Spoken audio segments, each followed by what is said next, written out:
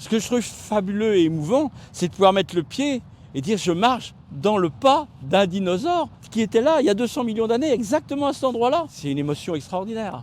Bonjour, je suis Jacques Guichard, je suis scientifique, biologiste. Nous sommes à Talmont-Saint-Hilaire, en Vendée, au bord de l'océan Atlantique. Mais ce qu'il y a d'extraordinaire dans ce lieu, derrière moi, c'est qu'on y a retrouvé des traces laissées par des dinosaures il y a 200 millions d'années. Et en fait, depuis 50 ans, je les fais découvrir et aimer au public.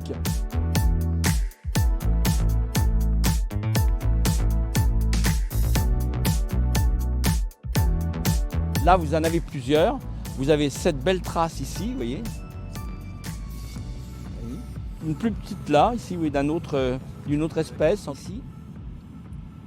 Se dire, il y a 200 millions d'années, il y avait un grand dinosaure là, immense qui était à cet endroit-là. Moi, je trouve ça fabuleux. Ces traces de dinosaures ont été découvertes vers 1936 et ensuite elles ont été vraiment reconnues dans les années 70 et il y a des chercheurs qui ont travaillé dessus. En fait, ils ont déterminé un certain nombre d'espèces en fonction de ces traces. Les deux principales espèces sont d'ailleurs les grands qu'on a ici, on appelle des eubrontes, et puis les petites qui sont les gralators. Je vais pouvoir vous montrer la grande trace là sur 30 mètres, ça va être passionnant. Faites attention où vous marchez là quand même. Regardez, je marche, je mets mon pied pratiquement à côté du pied du dinosaure, et regardez, il faut que je fasse 2 pas, alors que lui à cet endroit-là, il n'en faisait qu'un. Donc ça veut dire que cet animal, il était 2 fois plus grand que moi, à peu près, enfin presque 2 fois plus grand que moi. Donc c'est des animaux qui faisaient 3 mètres de haut. On était à l'époque sous les tropiques.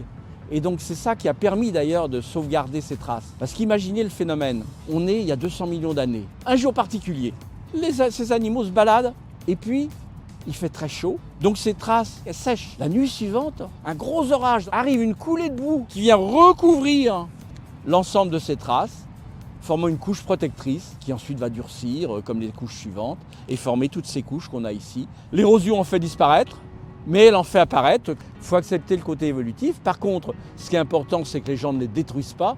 Alors les gens peuvent les détruire comment? En facilitant l'érosion, en marchant trop sur le bord des roches qui sont en train de se dégrader par en dessous.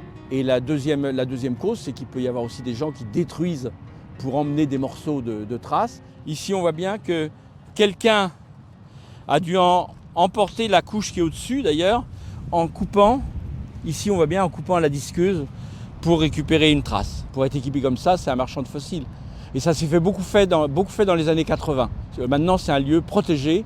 Hein, et si vous voulez, il y a une très très forte amende si des gens prennent des morceaux de roche. Une caméra d'ailleurs va être installée par la mairie pour surveiller aussi le lieu, hein, surveillée par la police municipale. Mais vous voyez, il y en a partout. Hein. Il y en a aussi, vous voyez ça. Il y a encore une trace ici. Enfin, moi et mes collègues, on fait découvrir ça à des classes parce que c'est fabuleux pour les enfants. Les dinosaures, ça les impressionne beaucoup. Une fois qu'on en leur a montré une, ben oui, par exemple sur cette immense dalle qu'on a ici, qui est couverte de traces partout, ben c'est eux qui crient « Ah, j'en ai vu un comme ça, j'en ai vu un comme ça ». Et puis parfois ils disent « Ah ben là, j'en ai trouvé un petit ». « Ah ben alors celui-là, c'était pas un eubronte, c'était quoi ?» Ben regarde, et voilà comment on leur fait découvrir les choses. Bon, faut être sportif des fois pour venir voir des traces de dinosaures. Hop, hop, hop, hop, voilà.